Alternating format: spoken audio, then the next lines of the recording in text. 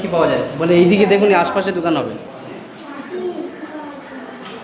আল্লাহ তাবারক তাআলা অশেষ মেহেরবানি দয়া যে তিনি আমাদেরকে একত্রিত করেছেন, সমবেত করেছেন। এটি নিয়ে উদ্দেশ্য উদ্দেশ্য হচ্ছে বড় চ্যালেঞ্জের বিষয় যে আজকের আমরা আমাদের সন্তানদেরকে আদর্শ সন্তান হিসেবে গড়ে তোলা, এটা বর্তমানে খুব একটা চ্যালেঞ্জের বিষয় হয়ে গেছে। কারণ আমাদের ব্যস্ততার মধ্যে থেকে আমরা একটু সময় বের করতে পারছি না। দিন ইয়া অর্থাৎ দিনের বহু বছর, কারণ শুধুমাত্র কুরআন আমাদের ভাষায় না, কুরআন আরবি ভাষা, আরবের ভাষায়, আরবে যদি আমরা জন্মগ্রহণ করতাম সেটা আমাদের বুঝে আসতো। কারণ আরবদেরকেও বুঝতে কিন্তু 13 বছর সময় লেগেছে। সাহাবায়ে আরবদেরকেও বুঝতে, কোরআনকে বুঝতে, নিজের জীবনে ধারণ করতে 13 বছর সময় লেগেছে। এই কোরআন 23 বছর ধরে অবতীর্ণ হয়েছে। কারণ যখন যে সমস্যা এসেছে সেই সমস্যার সমাধান তারা কোরআন, আল্লাহ, আল্লাহ রাসূল মুখী হয়েছে। কোন সমস্যা এসেছে জীবনে, ব্যবসা বাণিজ্যতে, যে কোনো ক্ষেত্রে, সুখ দুঃখে হোক, দুঃখে দুর্দশায় হোক, আনন্দ স্বাচ্ছন্দ্যে হোক, ব্যবসা বাণিজ্যে হোক, ব্যক্তিগত জীবনে হোক, যে কোনো পর্যায়ে, যে কোনো ক্ষেত্রে যেমন ভাবে কোনো সমস্যার সম্মুখীন হয়েছে তারা আল্লাহ, আল্লাহ রাসূল মুখী হয়েছে। আল্লাহ, আল্লাহ রাসূল মুখী যখন হয়েছে তখন আল্লাহ রাসূল সাল্লাল্লাহু আলাইহি ওয়াসাল্লাম খামোশ ছিলেন যতক্ষণ পর্যন্ত ওহী না এসেছে। আর ওহী কি বার্তা নিয়ে এসেছে? আল্লাহ তাআলার বার্তা, যেটাকে বলা হয় কুরআন কালামুল্লাহ, আল্লাহর বাণী। একটি, কখনো দুইটি, কখনো তিনটি, কখনো একটি সূরা, এইভাবে আয়াত নাযিল হয়েছে, অবতীর্ণ হয়েছে। আর এই আয়াত নির্দেশ দিয়েছে শুধুমাত্র, আমরা জানি কোরআনকে নানি দাদি খতম দেওয়া, মারা গেলে খতম দেওয়ার জন্য রাখা হয়েছে, রমজান মাসে খতম দেওয়ার জন্য রাখা হয়েছে। আল্লাহ তাআলা সূরা নাওয়ার মধ্যে বলেছেন, জাআলনা নাওমাকুম সুবহানাহু, ঘুমকে আমি সৃষ্টি করেছি ক্লান্ত দূর করার জন্য। জাআলনা নাহারা মাআশা, আমি দিনকে সৃষ্টি করেছি জীবিকা উপার্জনের জন্য। রাসূল সাল্লাল্লাহু আলাইহি ওয়াসাল্লাম নিজের জীবদ্দশায় যা কিছু করেছেন, বলেছেন এবং সম্মতি দিয়েছেন সেটা হাদিস তাকরীর। তাহলে এটা আল্লাহ রাসূল সাল্লাল্লাহু আলাইহি ওয়াসাল্লামের জীবনীটাই হচ্ছে প্র্যাকটিক্যাল কুরআন। আল্লাহ রাসূলের জীবনী প্র্যাকটিক্যাল কুরআন। কুরআন অনুযায়ী যে জীবনটাকে আল্লাহ রাসূল সাল্লাল্লাহু আলাইহি ওয়াসাল্লাম তৈরি করেছেন এবং সাহাবাদেরকেও সেইভাবে নির্দেশনা দিয়েছেন। আর ওই সময় এমন একটা সময় ছিল যে সময় এতটাই বর্বরতা ছিল যে জীবিত কন্যা সন্তানের জন্মগ্রহণ করেছে এরকম যদি শুনতো, সেই কন্যাকে মানুষ করতো, লালন পালন করে একটু যখন বড় হতো, যখন জ্ঞান হতো, সেই কন্যাকে মরুভূমি অঞ্চলে খুঁড়তো, মাটি খুঁড়ে মরুভূমি ময়দানে গিয়ে বালি খুঁড়ে জীবিত কন্যাকে দাফন করতো। এই সময় ওই বাচ্চির আর্তনাদ, ওই বাচ্চির কষ্ট, বাবা আপনার কষ্ট হচ্ছে, ঘামটা একটু মুছে দিই, বাবা আমার জামাটা খুলে আপনার ঘামটা মুছে দিই, আপনার কষ্ট হচ্ছে, আমাকে জীবিত দাফন করবেন না, এমন আর্তনাদ, এমন অবস্থা বড়, এই পাষণ্ড হৃদয় পিতা তাকে দাফন করে দিত, বাড়ি ফিরে আসতো।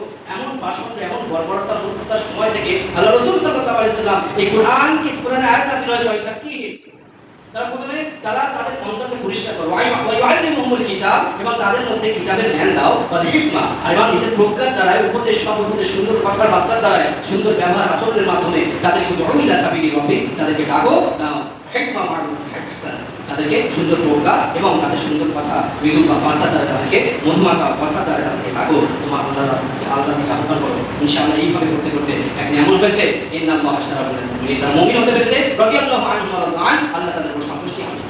সেই কোরআন কি এখন পরিবর্তন হয়েছে না? সেই কোরআন আছে পরিবর্তন কিছুই হয়। তাহলে সেই কোরআন আমাদেরকে নিজের জীবনে ধারণ করতে হবে। আর ধারণ কিভাবে করবে? আমাদের প্রতিটি মুহূর্ত ইবাদতে কিভাবে হবে? একটা বাচ্চা কি কি শিখেছে?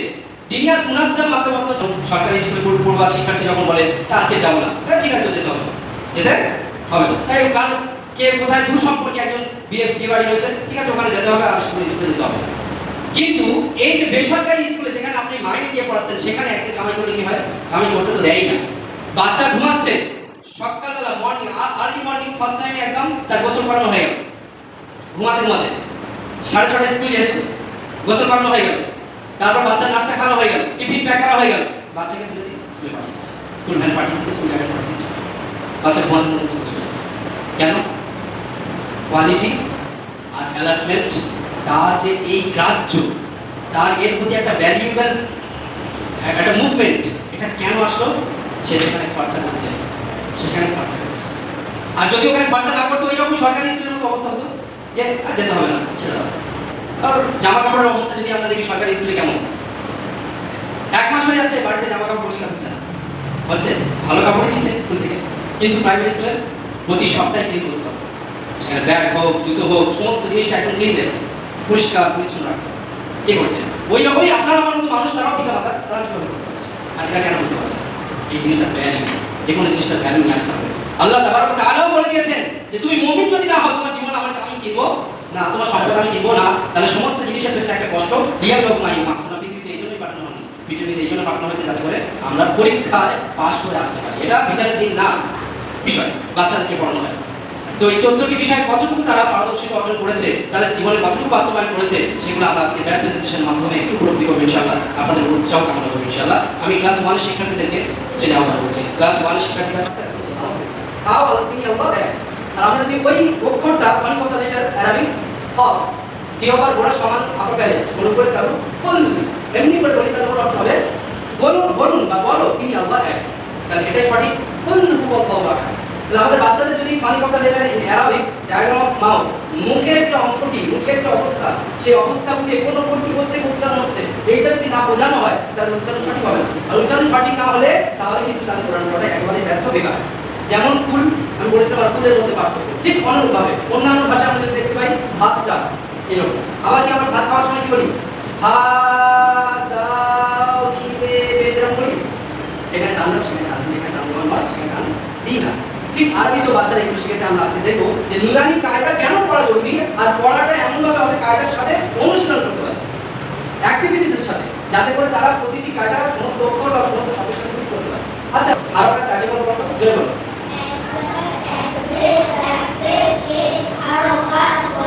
হারকাত বলে। আচ্ছা মাইকটা পাস করো। হ্যাঁ তুমি নাও হাতে নাও সবাই একসাথে বলবো ঠিক আছে। আচ্ছা হারকাত যুক্ত অক্ষরকে কিভাবে করতে হয় জোরে বলো একসাথে বলো। মাইক্রোকাট থাকবে না জোরে বলো। হারকাত যুক্ত অক্ষরকে কিভাবে করতে হয়?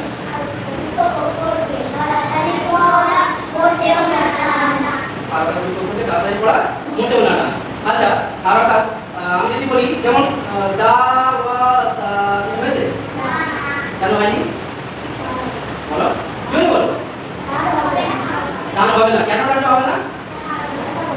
হারকাত আছে দালের উপরেও জাবাল আছে যে কি হারকাত ওয়ার উপরে হারকাত আছে নিচের উপরে হারকাত আছে তাই দা ওয়া সা যদি টান দিতে হবে না তাহলে কেমন হবে সঠিকটা বলে দাও দারসা। শুনানোর মাধ্যমে শিখছে কি কোথায় টান হবে কোথায় টান হবে না এটা যদি। আচ্ছা তোমরা কি হিন্দুস্তান পড়েছো? আচ্ছা তোমরা কি জানো দাউদ মানে কি জোরে বলে মাশাআল্লাহ। আচ্ছা তাসমিয়া মানে কি?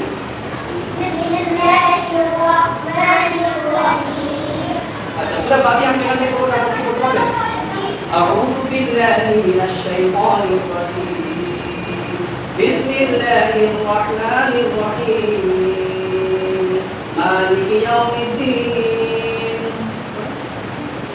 ইয়্যাকা না'বুদু ওয়া ইয়্যাকা নাস্তাঈন ইহদিনাস সিরাতাল মুস্তাকিম সিরাতাল লাযীনা আন'আমতা আলাইহিম গহাইরিল মাগদুবি আলাইহিম ওয়ালাদ-দাল্লিন। এই যে ওয়ালাদ-দাল্লিন দালটা করতে উচ্চারণ হবে। ছোট ছোট বাচ্চারা কত সুন্দর উচ্চারণ করে, কেউ জালিম বলে কেউ দলিন বলে, একেবারে মিস্টেক। আচ্ছা এইটা 10 মিনিটের চর্চা করা হয় টোটাল নুরানি কায়দা 30 মিনিট 10 মিনিট হিফজ ছিল। আচ্ছা তোমরা সূরা লাভ শিখেছো? যেখানে থেকে তোমরা নোট করবে মাইকটা পাস করো মুখের কাছে নাও ইশারা জোরে মুখের কাছে নাও। তাবতাত ইয়াদা আবি লাহাবিন ওয়া তাব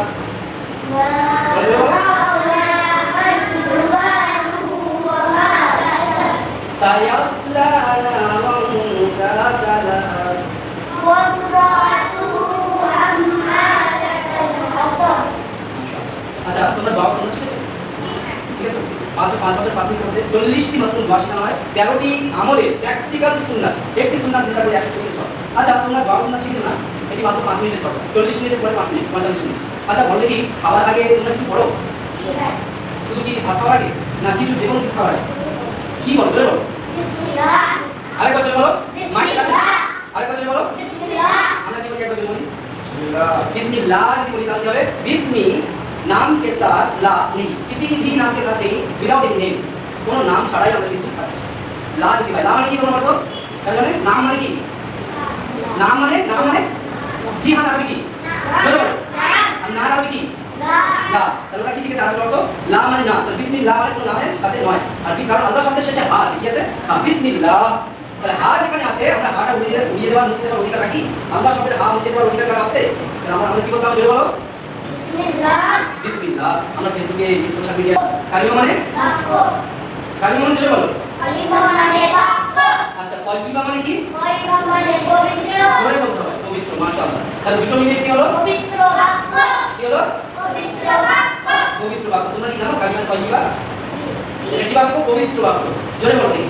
লা ইলাহা ইল্লাল্লাহু মুহাম্মাদুর রাসূলুল্লাহ সাল্লাল্লাহু আলাইহি ওয়াসাল্লাম। মাশাআল্লাহ। এর অর্থ তোমরা ইসলামের জ্ঞান, তোমাদের ইসলামিক জ্ঞান শিখেছো? আচ্ছা ইসলামিক জ্ঞানে যদি আমি জিজ্ঞেস করি, আমরা তো অনেক জ্ঞান রাখি, পেপারের জ্ঞান রাখি, নিউজ পেপারের জ্ঞান রাখি, হ্যাঁ না? আমার একটু একটু দেখে নিই। আচ্ছা বাবা তোমরা কি জানো তুমি ধর্মসূত্রকে? আমরা মুসলমান। তোমার ধর্ম কি? আমরা ইসলাম।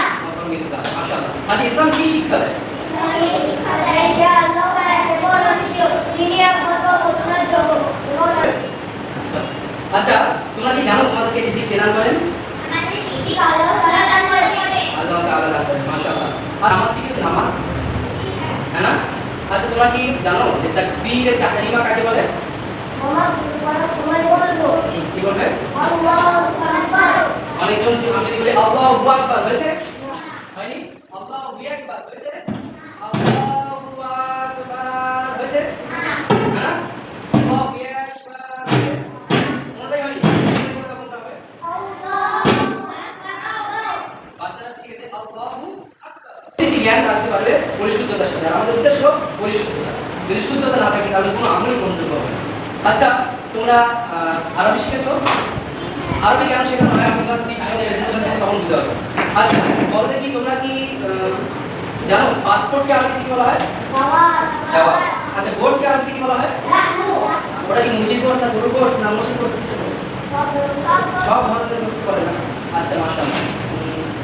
রুটিকে কি বলা হয়? খুবস। খুব। আচ্ছা ওটা কি পাউরুটি, চাপাতি রুটি, বাড়ির মায়ের হাতের রুটি, কোন রুটি? সব রুটি। যত ধরনের রুটি আছে